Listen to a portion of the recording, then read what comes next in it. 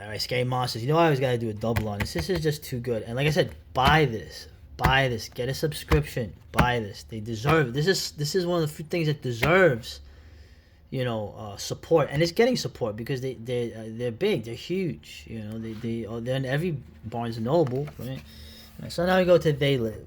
Right? They Live. Now, what do you think? Oh, of course, this film. There's a million memes. It's very prescient. Right? Of course, once again, from the liberal perspective, right? The Reagan era. Oh, the Reagan era is was what did this, right?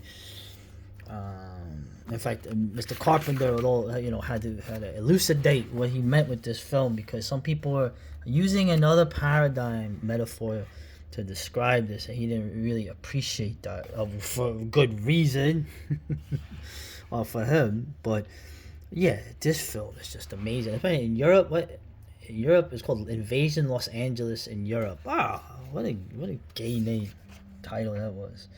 So, and just a great film. The great film, of course, it's one of those films you go, whoa. And you hit a little close to home there, right? It's like the late 80s, Reagan's second term. The middle class had all but vanished. Really? The middle class had all but vanished. Really? In the 80s. Really?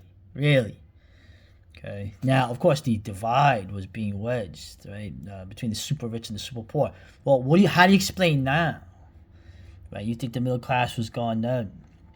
Actually, in the 80s is when some working class people managed to make a little more money than before. But that, obviously, in the 90s and the 2000s, that got divvied out, okay, by bipartisan, actions like NAFTA, right? Anyway, I thought it was, funny man. What's the matter, funny man? So, right, and of course, I mean, just a great film though.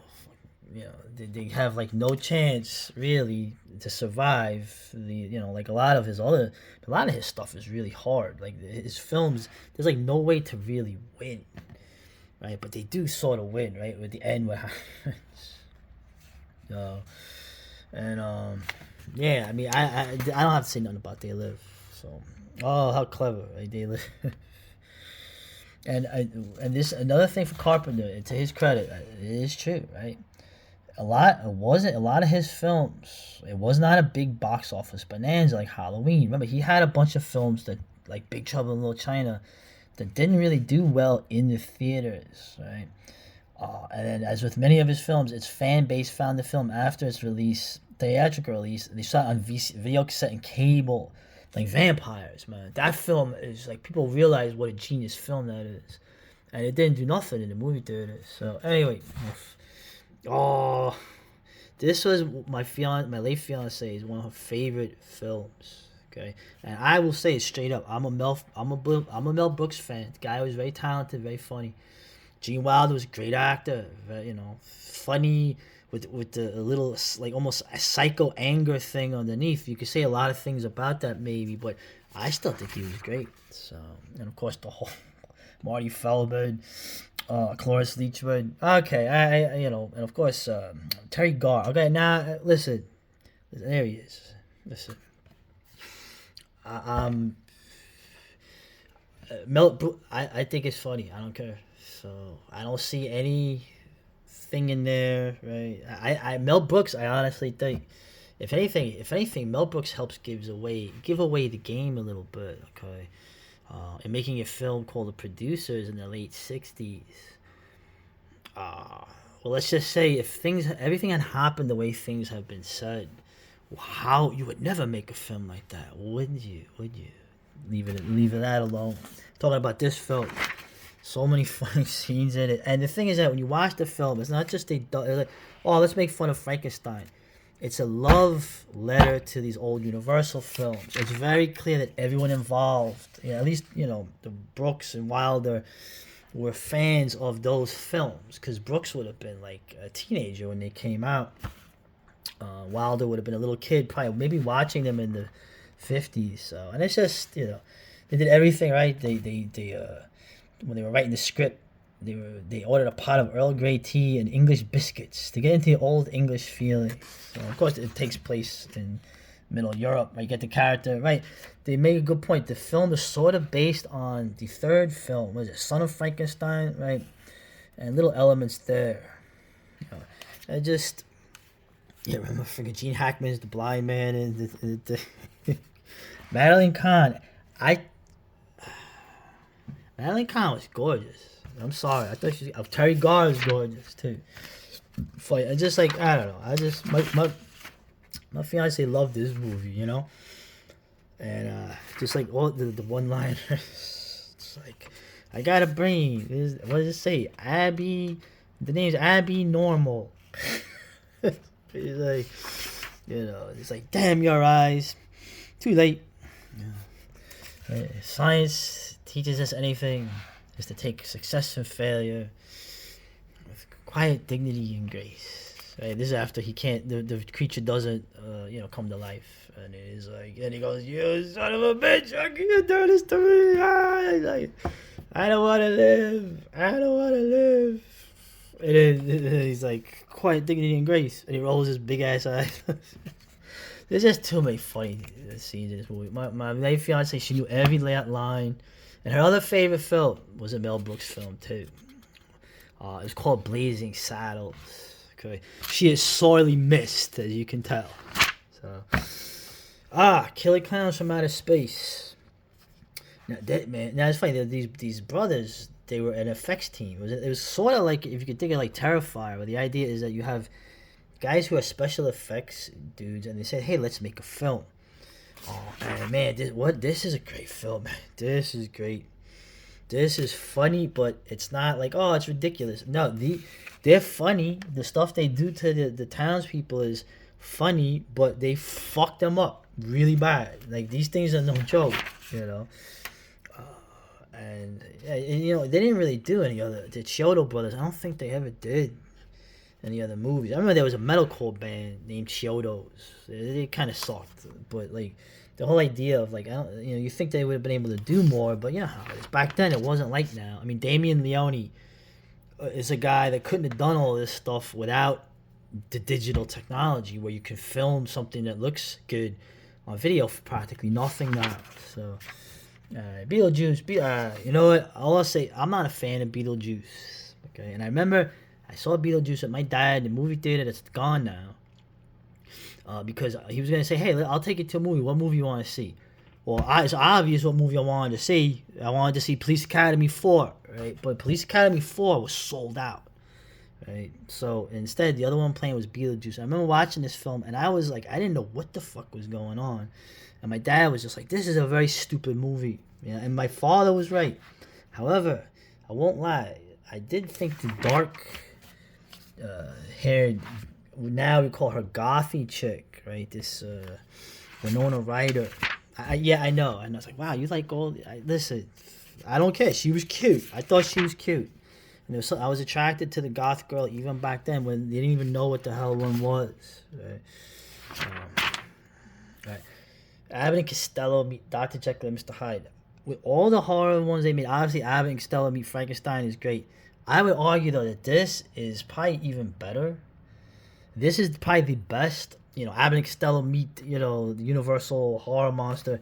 This is probably the best one they ever did in terms of the humor, the way they capture that period, right? The Edwardian period. Like the beginning when the suffragettes start beating up poor friggin', what's his name? His name is Tubby. He's like, somehow these guys are bobbies, and like these suffragettes start beating him up. You don't know what's coming.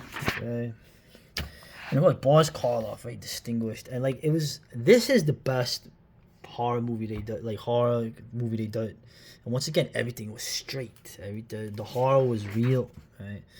Remember the scene where they get in the pub where they're getting soused? Oh right, you don't want to say things, right?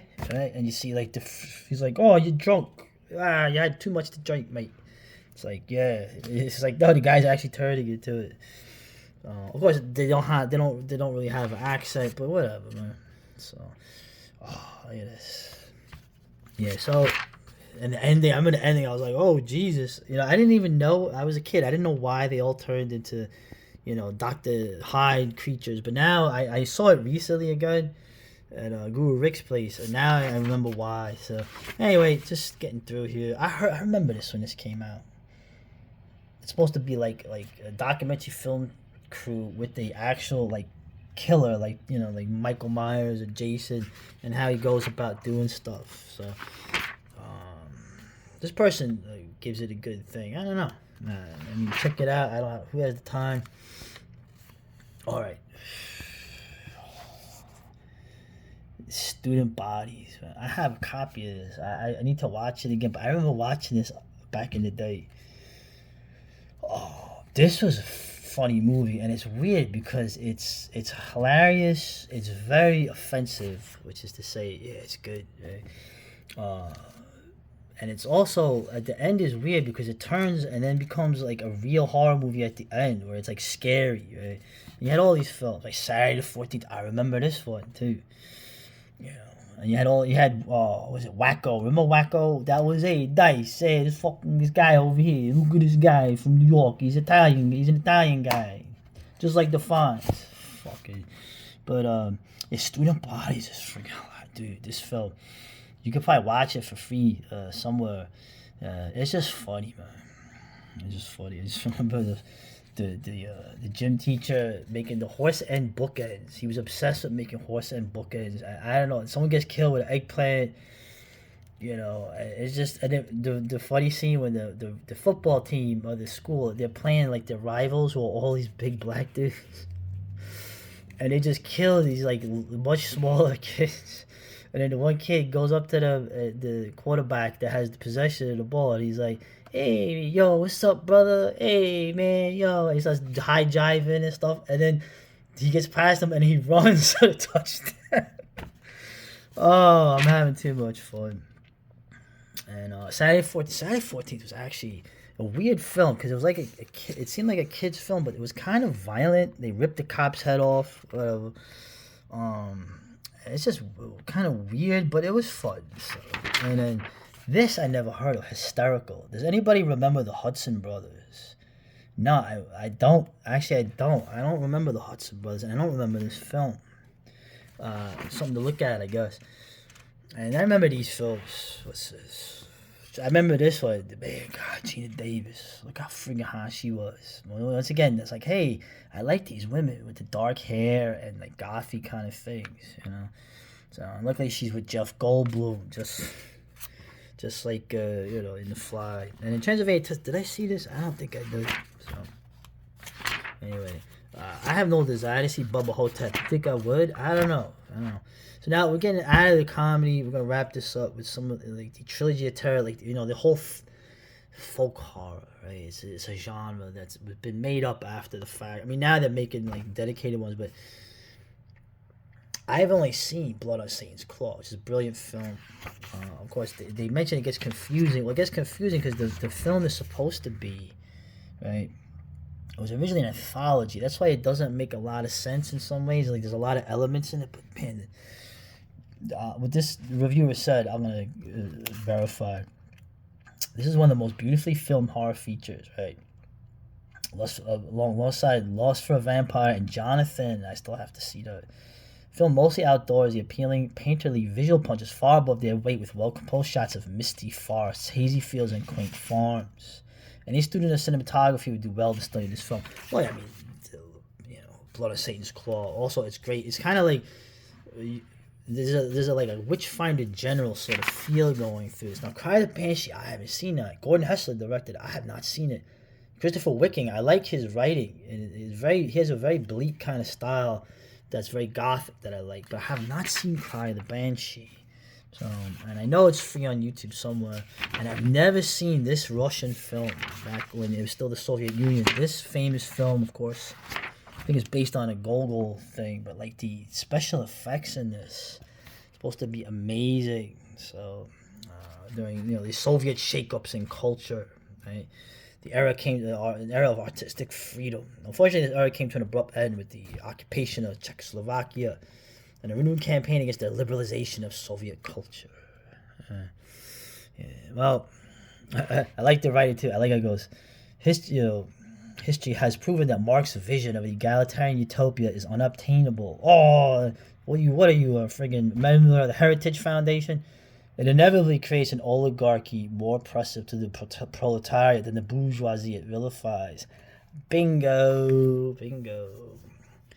Yeah, Marxism was just another slave to plutocracy. They've made it stronger. You were just a reaction. You weren't a revolution. You just made them stronger. And now you have the greatest gap in ever. Anyway, enough of this political shit. Godzilla 70. Alright. Now, I got over rough Godzilla stuff, but and this was interesting. Round this out. The evolution of Frankenstein monster from good guy to bad guy. Well, I remember the original novel, right? I thought it was interesting how it went. She wrote the novel, right? And I'm one of those guys too. I'm like, oh, I think Percy Bysshe Shelley wrote it. I don't think so. The stuff I've read of his, it seems like very out of the ordinary for him. I'm pretty sure she wrote it. Her father, was it Godwin, the old anarchists. And it just shows how, they printed the book and it sold out and she had no idea, right? And that the popularity of Frankenstein really, really started to take hold when there was a play, right? Done of it, the Presumption, Fate of Frankenstein, the Theatre Royal English Opera House in Strand, right? And look at the type, look at that, I love that old type setting. Yeah, I know, I'm a maroon from Brooklyn, right? You have no idea.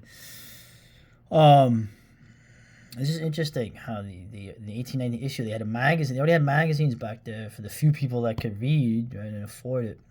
And they were reviewing the novel. But then, the play came out. And she made another edition because of the play. And technically, the play didn't pay her any royalties. It was sort of public domain, I guess. She was not jealous of the performance at all. She took pride in them as a compliment, right? And of course, it's interesting because, of course, in Frankenstein, if you read the novel, the Frankenstein is not, but it starts him just grunting and does not speak, but uses gestures, grunts, and groans. That's from this play. It's not just Universal making it up. They actually, just like Dracula, right? They got this from this play. It's interesting because remember, in the novel, he's supposed to be like an 8-foot tall, long-haired, kind of androgynous sort of artificial being. So it's very interesting. What's this, dude? Political cartoons. What is this, dude? The Irish Frankenstein. Oh, you bastard! What are you trying to say? Damn English tosser. So, he's got a knife on him. Was he a Dago now? Come on. There's Hamilton Dean. This is the guy, right? The stage play for Dracula. The stage plays are really what drove this into becoming films. It makes a lot of sense.